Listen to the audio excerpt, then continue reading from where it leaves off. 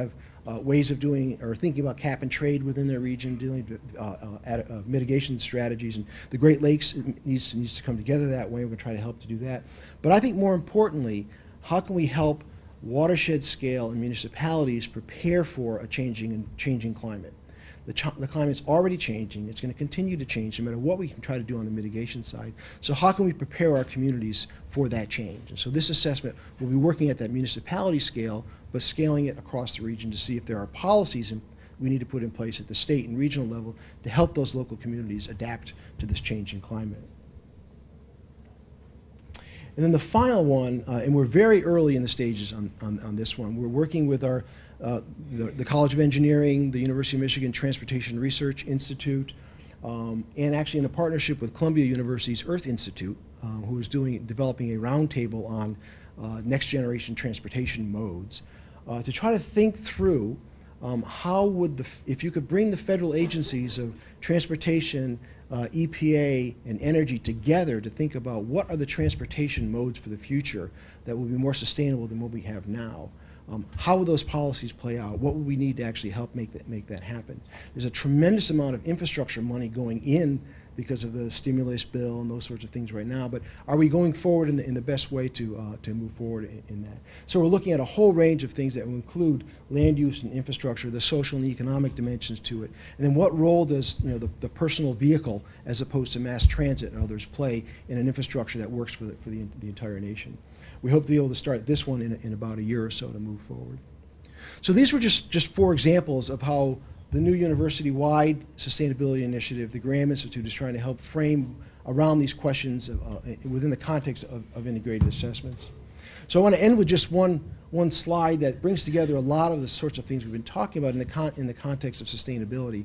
Sustainability, there's a great Dilbert cartoon about whether or not you want to sit around and spend the next 6 years defining a term or actually do something. And I think sustainability is in that mode. People want to define it and argue about it for a lot. The way I like to think about it is that a sustainable campus or a city or a community or a state needs certain things.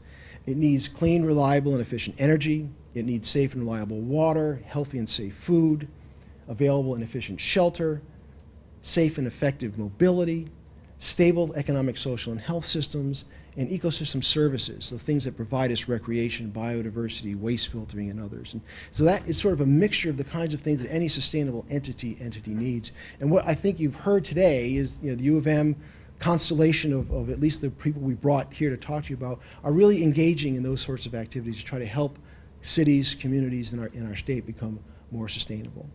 So I'll end at that point, and I guess ask the other 3 of you to come up and see if there's any Q&A, and we can, I guess, stand here, and the cameraman asked us to step up to the podium to answer any questions that we might have. So thank you very much.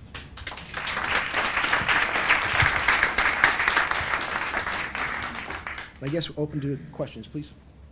I think it was your first speaker that talked about invading species. And back again on this situation with invasion of the Asian carp. What happened to the disconnect? I think I read recently in a newspaper that we didn't get fully funded in order to stop the impetus of the Asian carp coming in and invading the Great Lakes. Where was it? I mentioned it, but I'm probably not the best to answer exactly what we should have done, what needs to happen. Administrations from Illinois look like we share a lot of things together. Something happened that. Yeah, so there was a lawsuit brought by the state of Michigan, and then the other states in the Great Lakes, most of the other states joined in, Illinois did not, to close the shipping canal between the Mississippi River and the Great Lakes system. And that was not, so far has not happened. The current administration has pledged a certain amount of money, something like $78 million, to improve the lock system to supposedly exclude the Asian carp from the Great Lakes. Right now there's an electrical barrier that helps to hold it back. Most people think that's probably not going to be effective enough to keep it out indefinitely. So that's where the current status is, I guess. There's some evidence that there may be some Asian carp already into Lake Michigan. There are some in other lakes that have been released by other means, not through that avenue either. So I don't know if that answered your question, or. Related question. the Great Lakes Restoration Collaboration agenda included some additional measures to prevent new invasive species from coming in. What are those measures, and have we done them as a nation, I guess, or what still needs to happen on the bigger front, depending on, and that, I'm always wondering. Well, correct. There's millions and millions of dollars that are going to be spent this next year in 2010 with the Great Lakes Restoration Initiative on invasive species. Now, as some of you may know, this was a very hurried process of getting together research proposals and all. We still don't know which of those projects have been funded and how they're all going to integrate. But I think within the next 1 to 2 months, we're going to know a whole lot more about the attack plan for this. Why did you talk so much about the collapse of the Huron Lake in terms of the biodiversity, and then you went on to even further aggravate that by saying that was worse than anything the carp could do? What's that all about? This is not dogma from Sea Grant. This is my opinion. I think that the collapse of what's happened in Lake Huron, which is a response to all sorts of changes, including increases in zebra mussels, changes in the ecosystem as a result of that, importing of the round goby, overfishing and overstocking of fish, which resulted in the demise of the alewife, and now it looks like no return of the alewife. So basically, the salmonid sport fishery in Lake Huron is fairly much collapsed. There's almost no salmonid fishing today compared to what there was just 8 years ago. That's probably the most dire prediction you would have for the Asian carp if it succeeds in the open waters of the Great Lakes. Most people are talking about a loss of a $7 billion fishing industry. It's already happened in Lake Huron, at least from the point of view of the salmonids, which are the main economic value fish. Now, some people think that the Asian carp will take over the open waters of the lake and become extremely dominant. Some people think that Asian carp really won't do very well in the lakes because there's not a lot of food there related to what they normally would eat. Kind of a debate there as to how abundant they'll become. Pretty much everybody thinks they'll become abundant, could become abundant in the bays and other areas like that where the water quality is lower, like Green Bay, Saginaw Bay, Calumet Harbor, places like that. Whether they'll extend out into the big lakes and how abundant they'll become is a good question. It's not clear. Did that answer what you were asking?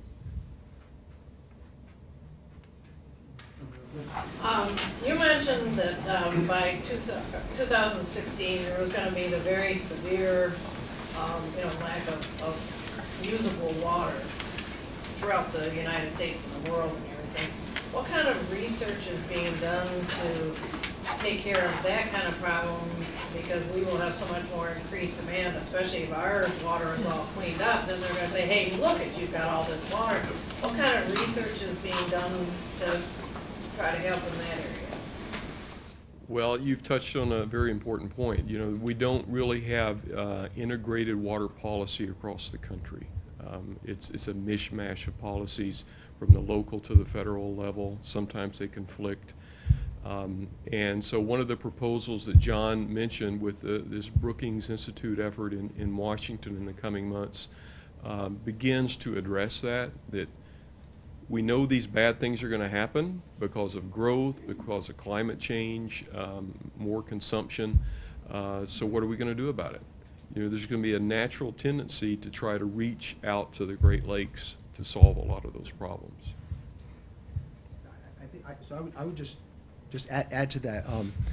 There's only so much that we can do with research and technology. We know that renovation of the water, reclamation of the water, better conservation, better treatment is all really important, and we need investments to do that. In the end, a lot of it's going to come down to better policy, and the fact that we don't have a good structure in this country for managing water comprehensively is going to be a limitation. That's why this effort is to try to push that sort of policy development. Yes, ma'am. Kind of switching gears more, thinking about sustaining of creative knowledge-based classes, and I know you touched a little bit about that. What have you seen as far as, not at the university level, but more in the K through 12 level, of those schools that are looking to integrate into their curriculum more aggressive studies as it relates to the greening technology and water?